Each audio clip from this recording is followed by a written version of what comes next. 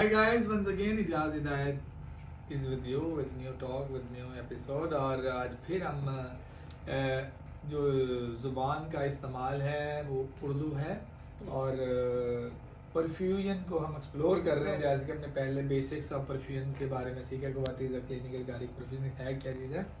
तो आपने पिछली दफ़ा बेटा बहुत अच्छे एक्सप्लेन किया था related to the perfusion that के आपका एनेस्थीसिया का या सर्जन का रोल क्या और आपका उसमें क्या काम होता है बड़ा अच्छे से। अच्छा, मुझे अगला आपसे मुझे ये सवाल करना है कि आपने बोला था कि आप जो क्या करते हैं पूरी बॉडी का ब्लड ड्रेन करके अपनी मशीन के अंदर लाते हो जहाँ पे बॉडी को प्योरीफाई करते हो, साफ करते हो, फिर वापस ब्लड देते हो। और आपने लास्ट जो बोला था, आपने बोला कि हम हार्ट और लंग के फंक्शन को रिप्लेस करते हैं जी।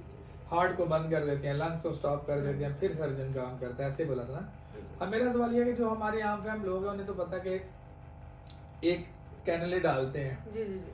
छोटे से पाइप से कैनलेज होते हैं यानी कि, और वो उससे आप ड्रेन करते हो तो उससे तो मेरा ख्याल कि 100 सीसी भी आधे घंटे में आता है। तो फिर ये आप पूरी बॉडी में, जो मुझे पता है कि आम इंसान के अंदर 4 से 5 लीटर खून होता है, इंट्रावेस्कुलर वॉल्यूम होता है, वो आप कैसे पूरी बॉडी से ड्रेन करते हो 1 मिनट के अंदर पूरा? फिर आप वो मशीन से प्योरीफाई कर कैसे वापस, जैसे मैंने जो मशीन देखी है हीमोडायलिसिस की, तो उसमें तो कोई 400-500 ml खून को वो साफ करते हैं, 1-1.5 घंटा लगता है करने में।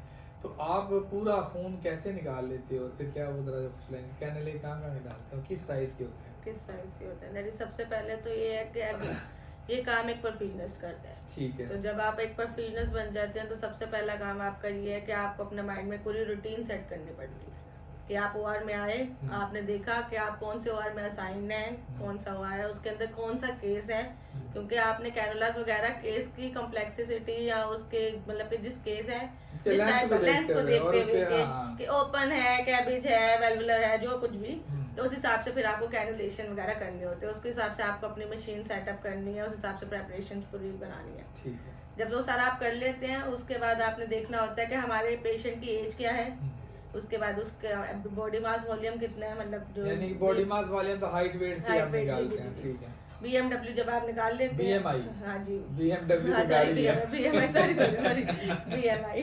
जब आप बीएमआई निकाल लेते हैं तो फिर उससे आप देखते हैं, मुझे लगता है बीएमडब्ल्यू नहीं है, नहीं हम लेक्सिस के देंगे, मगर लेक्सिस लेनी है, चलो ठीक है। तो जब यानी कि ये बात तो ये जाहिर हुई कि एक परफ्यूजनिस्ट जो है वो लेक्सिस खरीद सकता है, ओके ठीक जी। तो जब आपको बीएमआई का पता चल जाता है तो यानी बीएमआई का मतलब होता है बॉडी मास इंडेक्स। और बॉडी मास इंडेक्स के बारे में मैं थोड़ा सा एक्सप्लेन कर दूं। ये एक नॉर्मल अडल्ट बंदों के लिए जो नॉर्मल बीएमआई होना चाहिए वो होता है 24 से लेके कोई 18 से लेके 24-25 के दरमियान नॉर्मल रेंज आती है। 25 से ऊपर चले जाओ तो वो थोड़ा ऑब्सिटी में आ जाता है, और 28 से ऊपर से चला जाए तो वो उससे ज़्यादा मतलब ओवर ऑब्सिटी में आ जाता है, obese पेशेंट हो जाते हैं, तो उनमें चर्बी ज़्यादा होती है। एक नॉर्मल बंदे के लिए 18 से 24 के दरमियान की रेंज में अगर आपका बीएमआई है तो अच्छा जी, आपने बीएमआई देखा, आपने बीएमआई देख लिया, उसके बाद सर्विस एरिया निकाला जी, आपने फिर बॉडी सर्विस एरिया निकाला, फिर उस बेस पे आप जो अपने कैनुलेशन जो है मतलब के माइंड में रखते हैं। बट उसका सेकंड पार्ट गाइस, ये जो कैनुलेशन की बात हो रही है जिसमें ये पाइप होते हैं, जैसे आपके आईवी कैनुलास होते हैं, ये मोटे पाइप होते हैं जो कि ये वेन में नहीं बट डायरेक्ट जो दिल की बड़ी शरेयानें हैं उनमें डालते हैं ताकि पूरा खून को ड्रेन करने के लिए। जी बताएं। तो फिर एक तो ये है कि हम अपने माइंड में रख लेते हैं कि क्योंकि उनके डिफरेंट साइजेस होते हैं, पेशेंट की हाइट से, उसकी ओबेसिटी से, कॉम्प्लेक्सिटी के हिसाब से डिफरेंट साइजेस होते हैं आपके पास कैनुलास के। और आपने कैनुलास भी जो है सब वो डिफरेंट आर्टेरियल अलग कैनुला होगा और जो है वीनस अलग, यानी कि आप वीनस से मराद है गंदे जो गंदा डीऑक्सीजनेटेड ब्लड है वो आपने डिफरेंट कैनुला से निकालना है, और जो ऑक्सीजनेटेड जो आपने वापस पेशेंट को रिटर्न करना है वो आपने दूसरे पाइप से निकालना है। तो वैसे हाँ जी देना है। तो आपने ये दोनों जो कैनुलाज हैं इनको वैसे तो निकाल के रख लेना, मगर जो होता है आपके पास एओर्टिक के अंदर जो आपका इंसर्ट होगा वो आपने जब सर्जन कैविटी ओपन करेगा तो आपने सर्जन से जाके पूछना है कि एओर्टा का साइज कितना है, अंदर उसके वो तो नहीं है, जैसे फॉर्मेशन तो नहीं है और या कैल्सिफिकेशन नहीं है, ये साइज छोटा तो नहीं है एओर्टा का, तो फिर आप सर्जन से एक दफा कंफर्म कर लेते हैं कि हम ये वाला जो है देने का सोच रहे हैं, आप कंफर्म कर दें। अगर सर्जन कहते हैं कि हाँ ठीक है आप ये वाला दे दें तो फिर कैनुला पास करते हैं, तो फिर आप ये वो वाला कैनुला हैंड ओवर करते हैं। फिर ये सर्जन का काम होता है, सर्जन का काम है सिर्फ कैनुला इंसर्ट करना। अच्छा। उसके बाद फिर आप अपनी मशीन उसके साथ कैनुला के साथ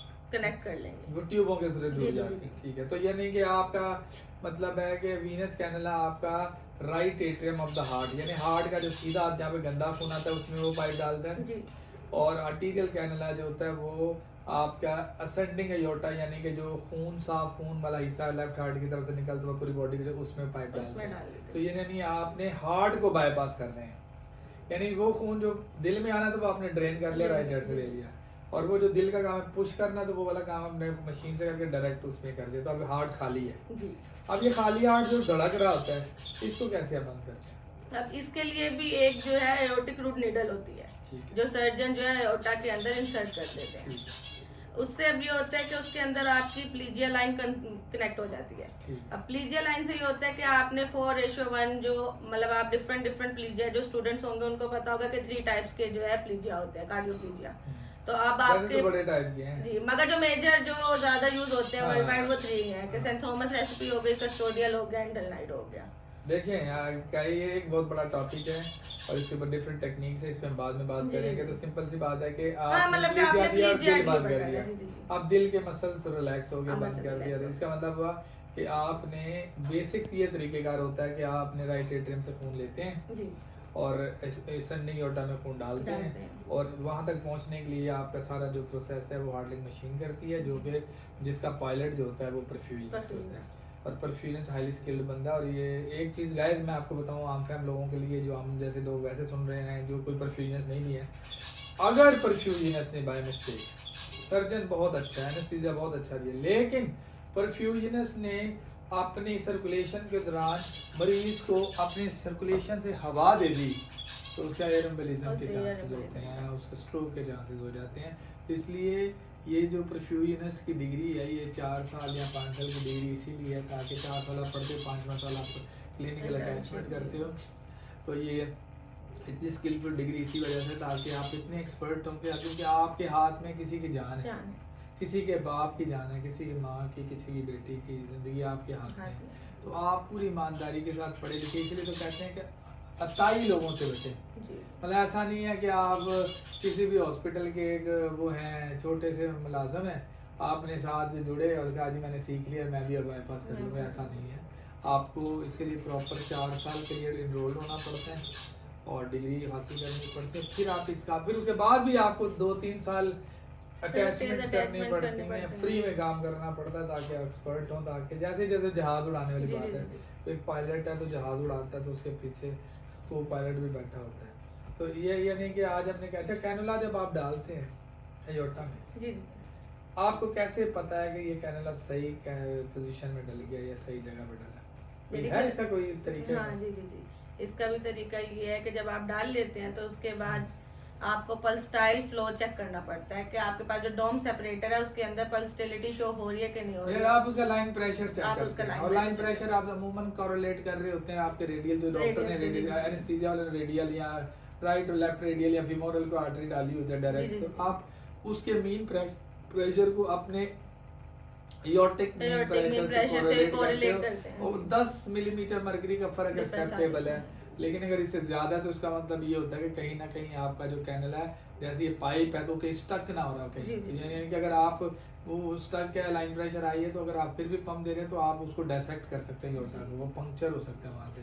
तो ये सारी चीजें आपको देखनी होती है। अच्छा, फिर उसके बाद जो वीनस कैनुले की जो ड्रेनेज है वो कैसे करते हैं आप? कैसे आपके उसमें आते हैं? आपने पाइप तो डाल दिया, इसके लिए भी जैसे जो है ग्रेविटी स्पेसिफिक जो है हम पाइप की एक ऐसी अलाइनमेंट बनाते हैं जो ग्रेविटी का नाम होता है, मैं नाम भूल रही हूं, जी।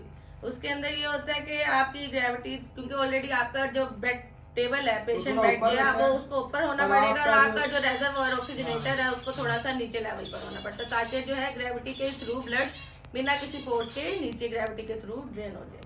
तो वो इजीली आप तक रिसीव हो जाता है। मगर उसमें भी आपको यानी इसी के आपने कोई मशीन नहीं लगाई होती? नहीं, आपने उसमें कोई मशीन नहीं लगाई, खुद पानी ड्रेन कर रहे हैं, ब्लड ड्रेन। कभी आप ये वीडी ऐड कर सकते हैं, बट वो कॉम्प्लेक्स केसेस में जब कैनुलेशन डिफरेंस टेक्निक है। तो आज के लिए मेरे ख्याल इतने ही काफी है, और फिर आगे सवाल करेंगे। गाइस हो सकता है कि आप ये चीजें आपको पसंद आई हो। अगर आपको पसंद आए लाइक करें, तो शेयर भी करें, लाइक करें, सब्सक्राइब करें।